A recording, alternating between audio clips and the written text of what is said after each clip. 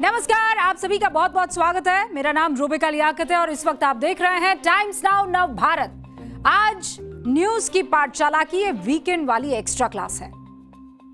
कल यानी सोमवार से संसद का मॉनसून सत्र शुरू होने वाला है, तो मैंने सोचा कि मॉनसून सत्र वाला ही चैप्टर आपके सामने क्यों ना रखा जाए। इससे बेहतर और बढ़िया चैप्टर, रेलेवेंट चैप्टर आज के लिए कुछ हो ही नहीं सकता। अब सवाल है क्यों? क्योंकि कहा यह जा रहा है कि इस बार जो बिल संसद में पेश होने वाले हैं 1, 2, 3, उनकी बुनियाद पर ही मोदी के विजन भारत 2047 का रास्ता तैयार होना है। लेकिन क्या यह इतना आसान होने वाला है? क्योंकि विपक्ष और उसमें भी कांग्रेस अपनी रणनीति तैयार करके बैठी है। यह अलग बात है कि इंडी गठबंधन का हिस्सा रहे कई दल या तो बागियों की तरह या बागियों की वजह से जार-जार हो चुके हैं, या कांग्रेस की फितरत से कुछ का मन खट्टा हो चुका है, जैसे डीएमके और जार-जार वाली टीएमसी। असल मुद्दा है संसद में सत्ता की अरिथमेटिक का। तो आज की एक्स्ट्रा क्लास में ये सारे टॉपिक आपको आसान शब्दों में समझाऊंगी। शुरुआत करूंगी इस रिपोर्ट से।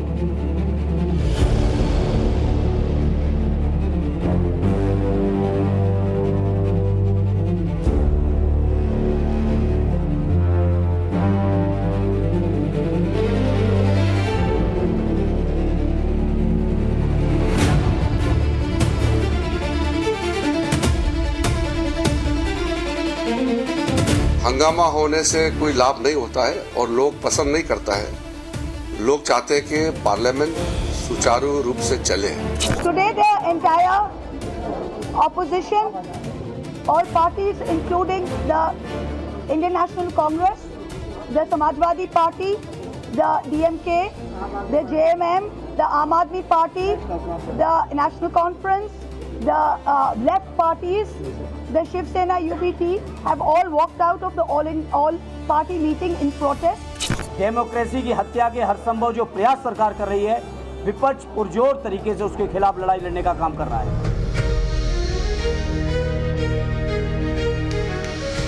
इस बैठक की उपयोगिता, प्रासंगिकता जमींदोज कर दी गई है। इसकी कोई अहमियत नहीं है। 2024 में जो लोगों ने जनादेश दिया था, 2024 और आज के लोकसभा के स्वरूप में बहुत ज्यादा अंतर आ गया और ये पिछले 4 महीने में आया।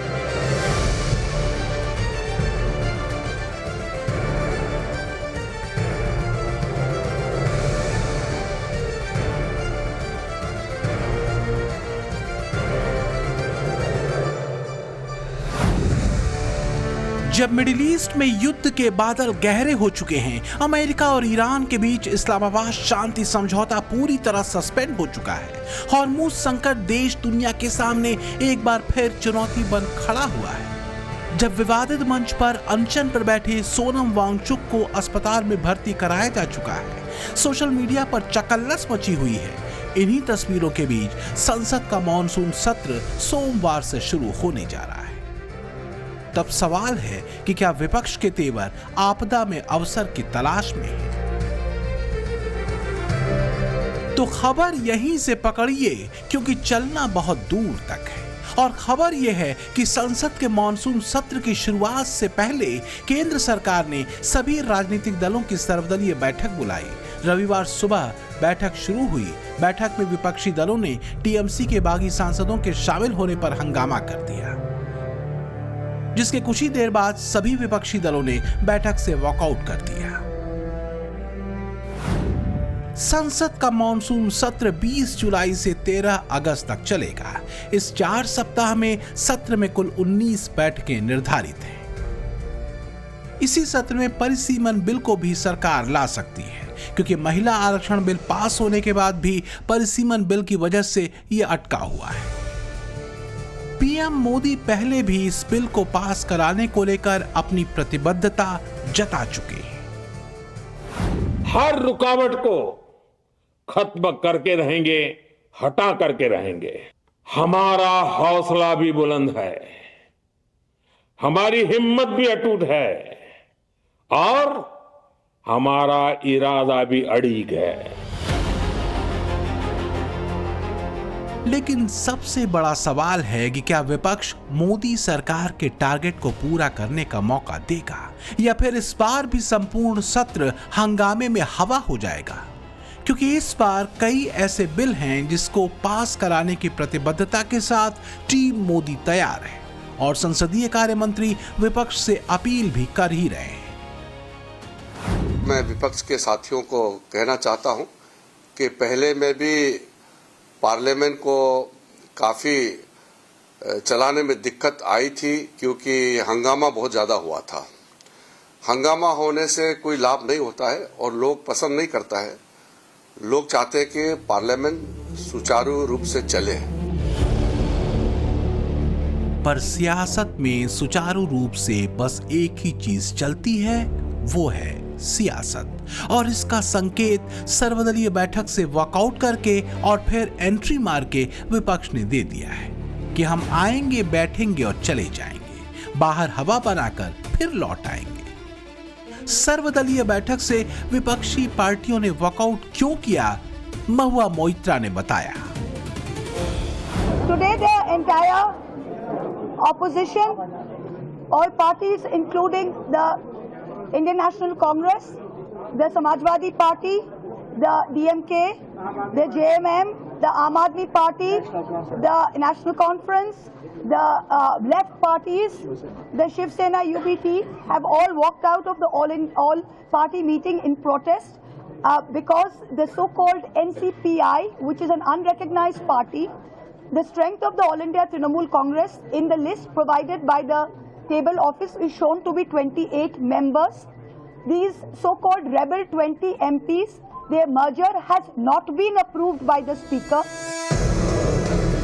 एक्सपर्ट कह रहे हैं कि असल में विपक्ष का वॉकआउट एकजुटता का प्रदर्शन करना था और कुछ नहीं, क्योंकि ये बात कही जा रही थी और संकेत भी ऐसे ही हैं कि इंडी गठबंधन का भीतरी गणित अब गड़बड़ा रहा है और ये बिगड़ा गणित सदन के भीतर पीएम मोदी के बड़े लक्ष्यों को हासिल करने में अहम भूमिका निभा सकता है। पिछले दिनों कांग्रेस नेता जयराम रमेश के बयान को भी इंडी गठबंधन के इसी बिगड़ते गणित से जोड़कर देखा गया था, जिसमें उन्होंने मोदी सरकार के पक्ष में बनते 2/3 बहुमत को कलंकित बहुमत कहा था। ये संविधान का अपमान है। ये चालाकी से 2/3 बहुमत पाने में ढूंढने में लगे हुए हैं। ये चालाकी से और पार्टियों को तोड़ के 2/3 बहुमत पाना, ये संविधान का अपमान है। ये एक कलंकित 2/3 बहुमत होगा। हालांकि तमाम आक्रामक भाव भंगिमाओं के बाद विपक्ष कुछ देर बाद सर्वदलीय बैठक में फिर से शामिल हो गया, तो मॉनसून सत्र में पीएम मोदी का फोकस किन अहम बिलों के साथ बड़े लक्ष्यों पर है, इसे भी देखिए जरा। पहला है महिला आरक्षण विधेयक यानी नारी शक्ति वंदन अधिनियम, जो 2023 में पास होने के बाद भी अभी तक लागू नहीं हो पाया है, क्योंकि इसके लिए शर्त है परिसीमन विधेयक का पास होना, जो इस सत्र का सबसे अहम बिल माना जा रहा है। खासकर 33% महिला आरक्षण को लागू करने के मोदी के संकल्प के नजरिए से। तीसरा अहम विधेयक है 129वें संविधान संशोधन बिल से सरकार लोकसभा और सभी राज्य विधानसभाओं के चुनाव एक साथ कराने का बड़ा प्लान लेकर आ रही है। और चौथा है FCRA संशोधन विधेयक, जिसके जरिए सरकार NGO और धार्मिक संस्थाओं को मिलने वाली विदेशी फंडिंग पर सख्त कंट्रोल करना चाहती है। माना यह जा रहा है कि ये वो बिल हैं जो मोदी के विजन इंडिया 2047 को एक निर्णायक स्वरूप देंगे। नए भारत का नया रास्ता पीएम मोदी के इन्हीं महत्वाकांक्षी विधेयकों से होकर तैयार होगा। और बस यही कांग्रेस की बेचैनी है, क्योंकि अगर संसद में अंक गणित मोदी के पक्ष में सेट हुआ तो कांग्रेस और उसके नेता के सामने सिवाय लकीर पीटने के और कुछ नहीं होगा। तो क्या इसी बेचैनी के चलते कांग्रेसी नेताओं ने सर्वदलीय बैठक से ही माहौल बनाना शुरू कर दिया है? जिस तरह संविधान को अवहेलना करके टीएमसी के साथ जो कुछ हुआ है, आम आदमी पार्टी के साथ और शिवसेना के साथ, उनके समर्थन में संविधान की रक्षा के लिए कांग्रेस ने भी वॉकआउट किया।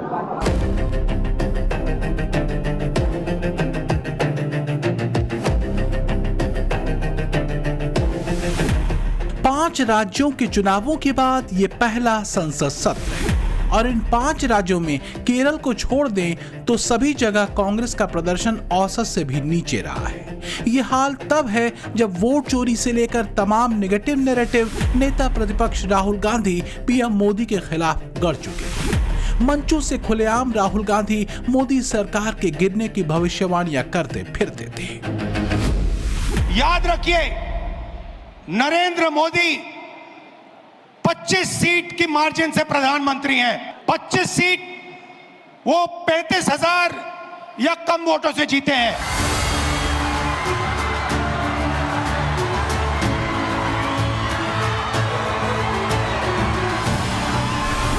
कांग्रेस की खींच ये है कि मोदी मैजिक इतने साल लगातार और असरदार कैसे हो रहा है।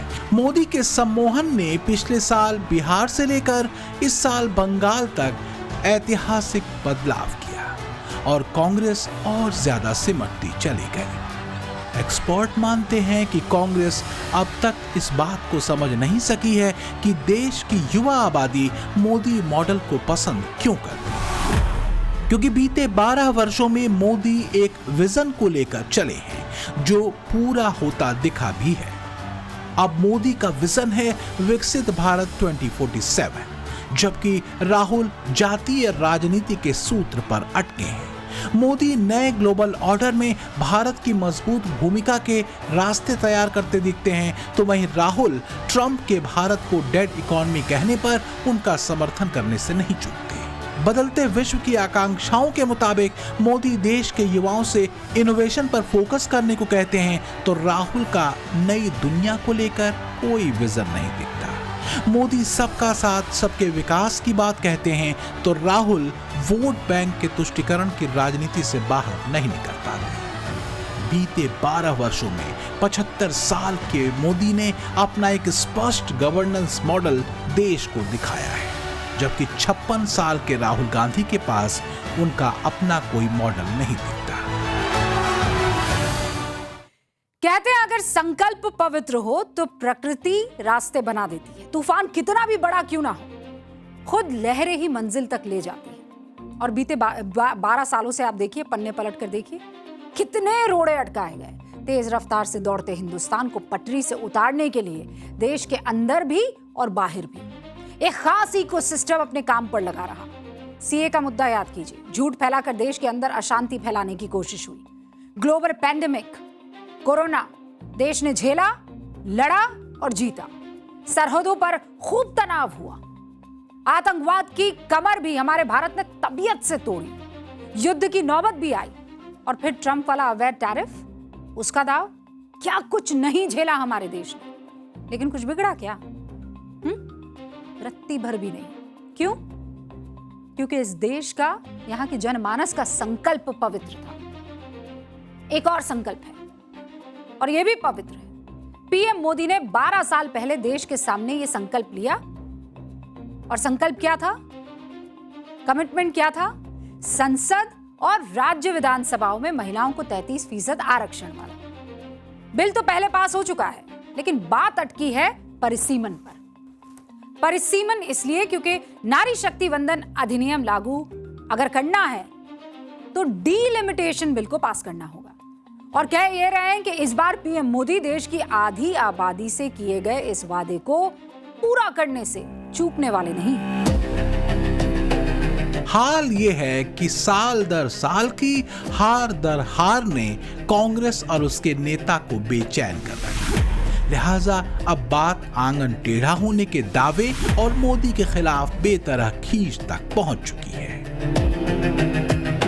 मध्य प्रदेश, हरियाणा, महाराष्ट्र, अब बंगाल, असम, इन्होंने सिस्टम बना लिया है चुनाव चोरी करने का, मगर टाइम आने वाला है इनका।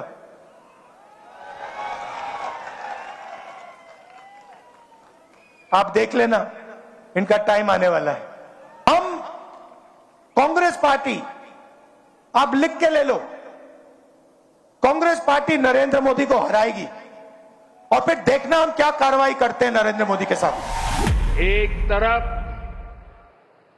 आज देशवासी भारत को विकसित बनाने के लिए दिन रात मेहनत कर रहे हैं, लेकिन देश में ही कुछ राजनीतिक दल है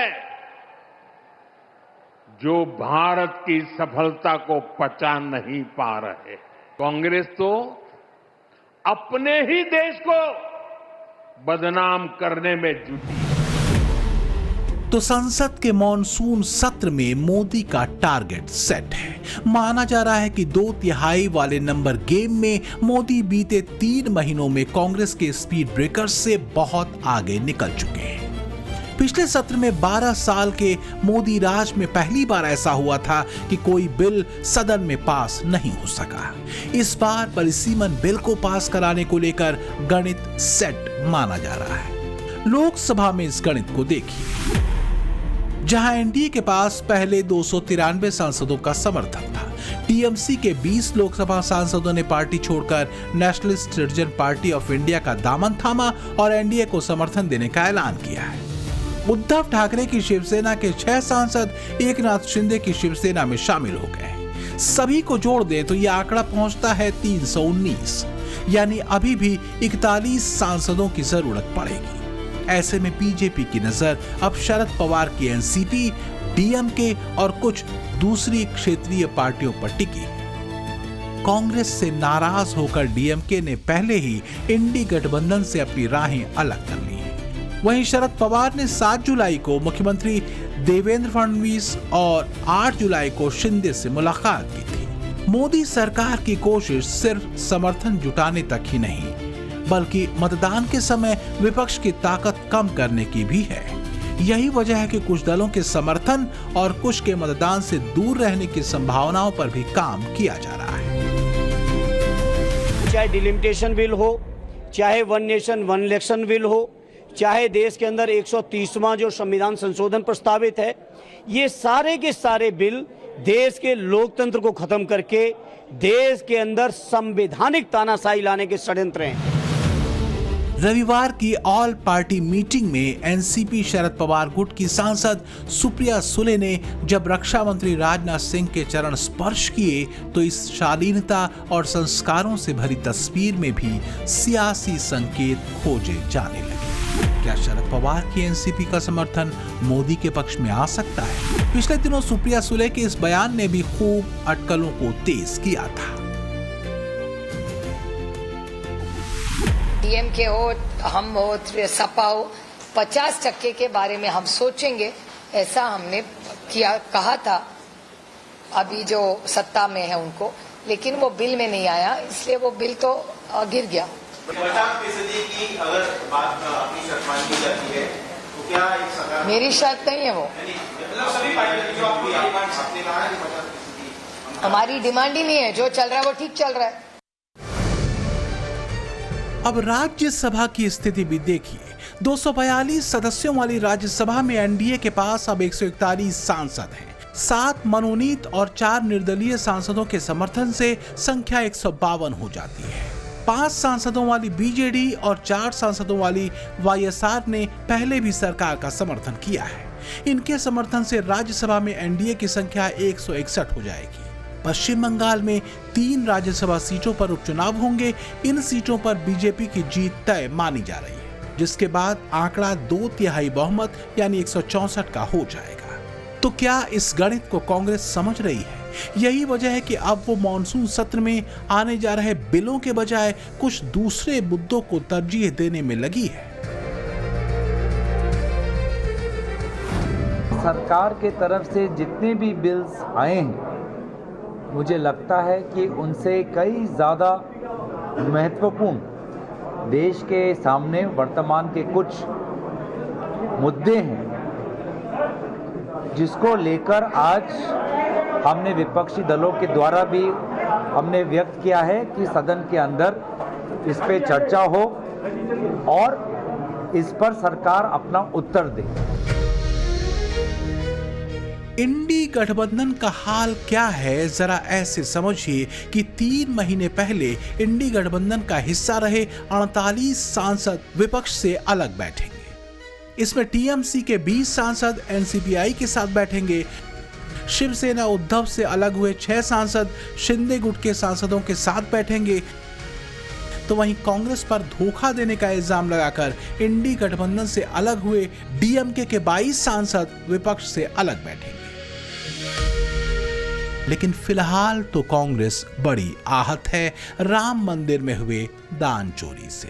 इसके अलावा कांग्रेस और विपक्ष पेपर लीक से लेकर दल बदल कानून के मार्फत सरकार को घेरने की रणनीति बना चुके हैं। अयोध्या में जो राम मंदिर को लेकर जो चंदा चोरी हुआ है, जिसको लेकर पूरा देश आज दुखी है और एक बहुत ही शर्मनाक दुर्भाग्यजनक ये विषय है, इसको लेकर सरकार अपनी संवेदनशीलता उजागर करे।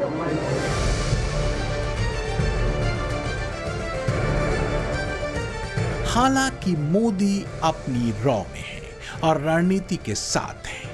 राष्ट्रहित के लिए वो किसी भी हद तक जाने को तैयार है। यही वजह है कि मोदी के कुछ बड़े संकल्पों की सिद्धि के रास्ते खुलते दिखते हैं। फिर चाहे वो देश के भीतर हो या ग्लोबल मंच पर, मोदी जो ठान लेते हैं तो लाख चुनौतियों के बाद भी समय के साथ रास्ते बनने लगते हैं। एक लक्ष्य पूरा होता है तो उससे भी बड़ा संकल्प सामने आता है। ये वो भारत है जो कहता है grow more, achieve more. PM Modi एक बात कहते हैं कि मैं छोटा नहीं सोचता, अगर मूर्ति ही बनानी है तो कई मंजिल ऊंची बनाता हूं। फिर यहां तो बात नए भारत को गढ़ने की है, बदलते ग्लोबल ऑर्डर में भारत की बड़ी भूमिका को लिखने की है। आप याद कीजिए, वैश्विक स्तर पर 12 साल पहले भारत कहां था, ईमानदारी से याद कीजिए, और आज कहां है।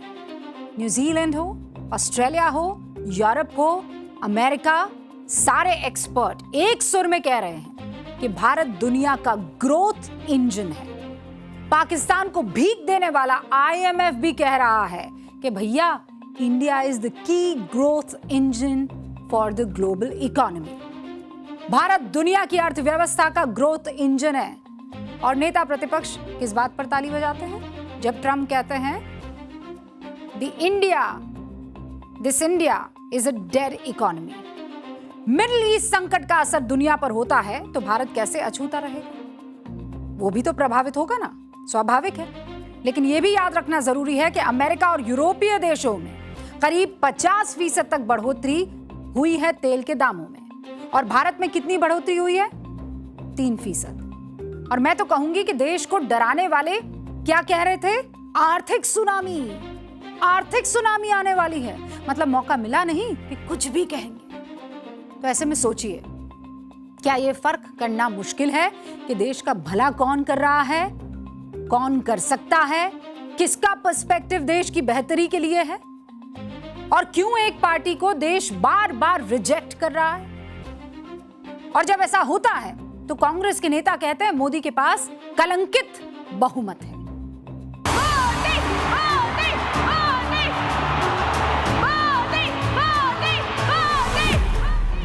बीते 12 वर्षों के संकल्प और विजन से बदले नए भारत ने दुनिया भर में फैले भारतीयों को गर्व से भरा है। दुनिया देख रही है कि भारत और भारतीय अपने श्रम से, अपने समर्पण और राष्ट्रभक्ति से 21वीं सदी का उज्जवल इतिहास लिख रहे हैं। भारत की इस तेज रफ्तार इकोनॉमी की चर्चा 7 समंदर पार हो रही है। बीते 12 सालों में एक व्यक्ति के विजन ने पुराने इंडिया का न्यू इंडिया में संपूर्ण सकारात्मक ट्रांसफॉर्मेशन किया है। दुनिया का हर देश भारत की इस रफ्तार के साथ जुड़ने को बेताब है। मैं अकेला ही चला था, जानिब ए मंजिल, लोग साथ आते गए और कारवां बनता गया। ऐसे ही भारत और ऑस्ट्रेलिया का एग्रीमेंट एक शुरुआत थी और आज ये कारवां दुनिया के लगभग 40 देशों के साथ ट्रेड एग्रीमेंट तक पहुंच चुका है।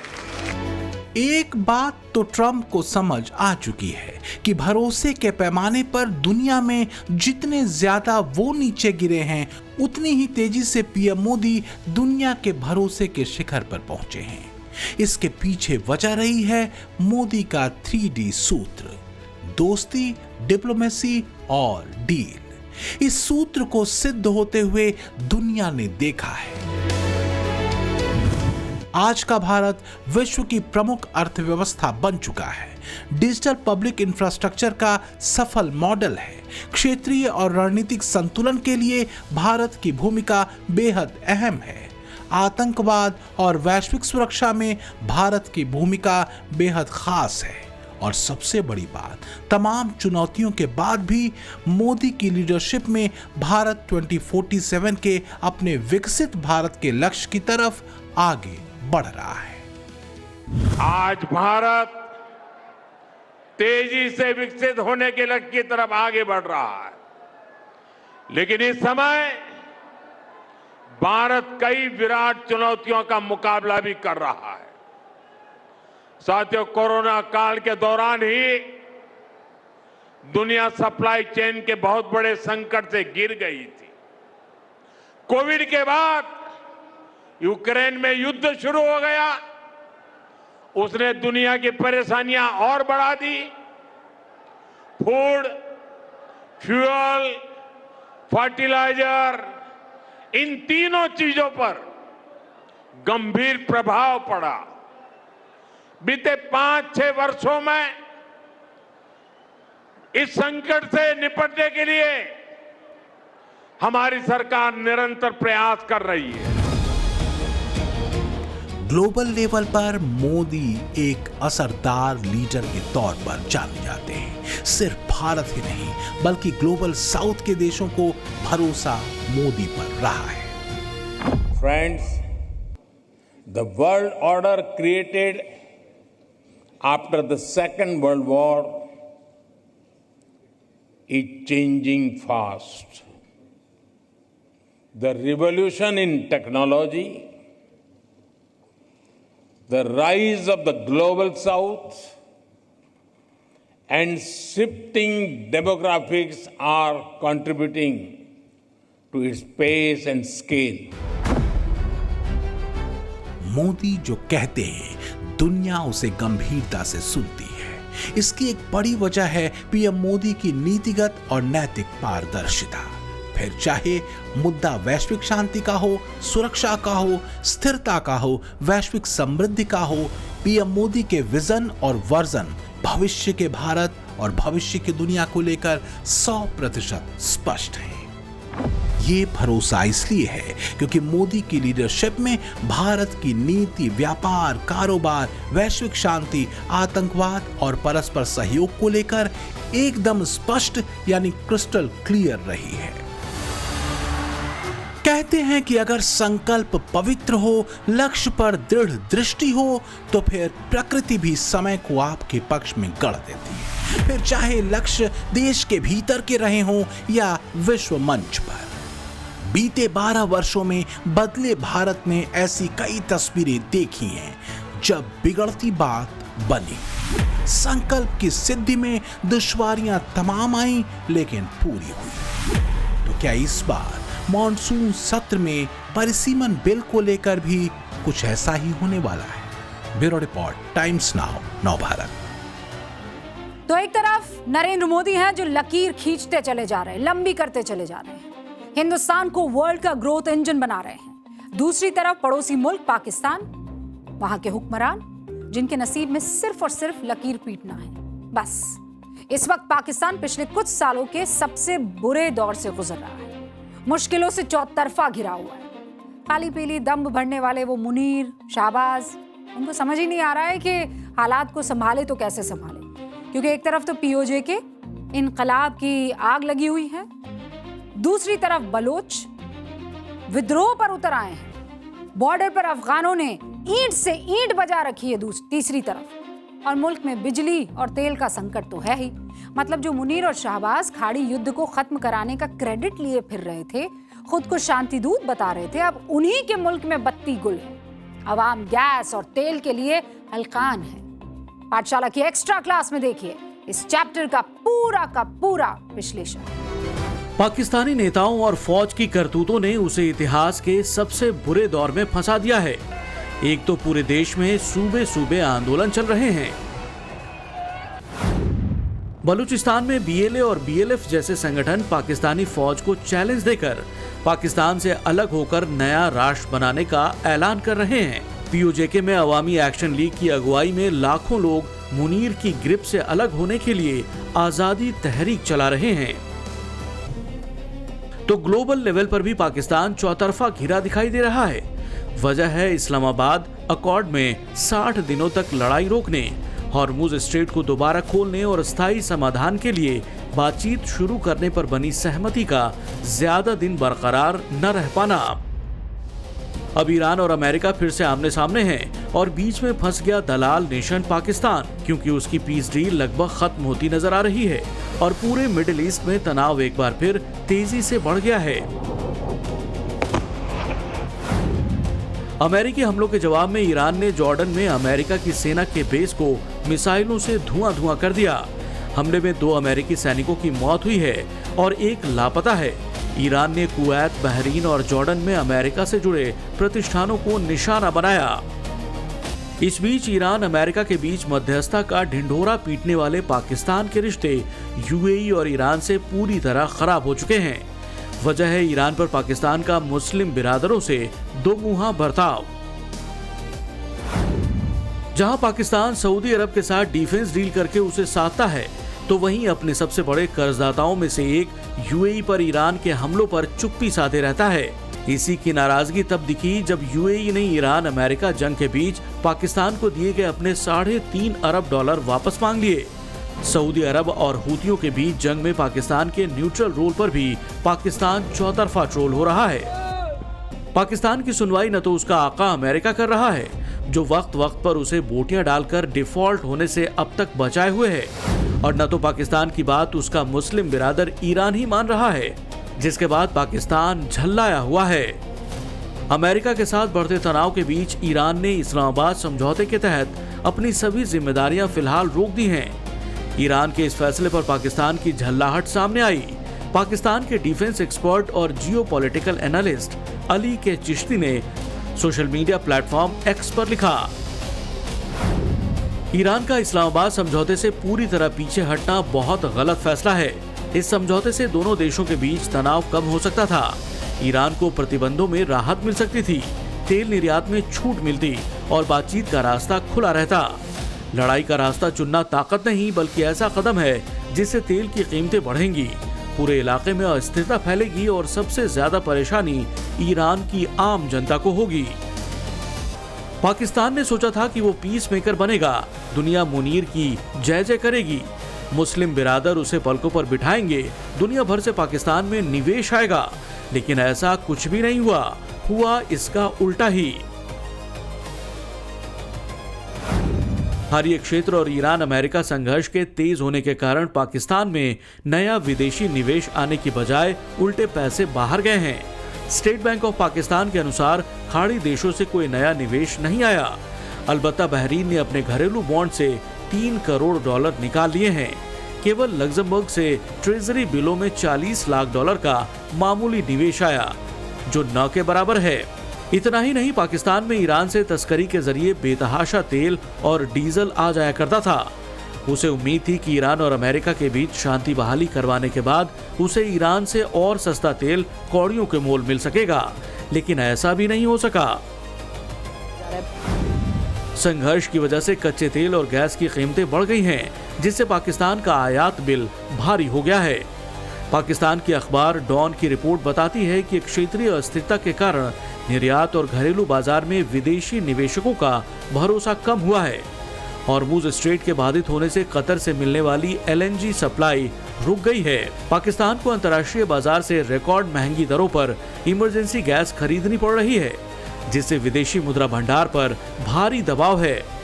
ईंधन की भारी कमी की वजह से पाकिस्तान के कई शहरों में 12 से 18 घंटे तक की बिजली कटौती हो रही है और उद्योग तो ठप हैं। गल्फ कंट्रीज और वेस्ट एशिया में जारी भारी तनाव और अमेरिका ईरान संघर्ष के बीच पाकिस्तान की मीडिएशन फेल होने से मुनीर भयंकर कूटनीतिक असंतुलन में फंस गया है। मध्यस्थता कराने के चक्कर में पाकिस्तान ईरान से तो अपने संबंधों में कड़वाहट घोल ही चुका है, खाड़ी के बाकी देशों से भी पाकिस्तान के संबंधों को डेंट लगा है। हालात ये हैं कि ईरान और अमेरिका एक बार फिर से आमने सामने हैं। इस्लामाबाद MOU तार-तार हो चुका है। स्ट्रेट ऑफ हॉर्मुज में अमेरिकी घेराबंदी तेज हो चुकी है। इन सब के बीच फर्जी फील्ड मार्शल और पाकिस्तान ग्लोबल मंच पर किरकिरी झेलने के बाद घर में भी घिरे दिखाई दे रहे हैं। ब्यूरो रिपोर्ट, टाइम्स नाउ, नव भारत।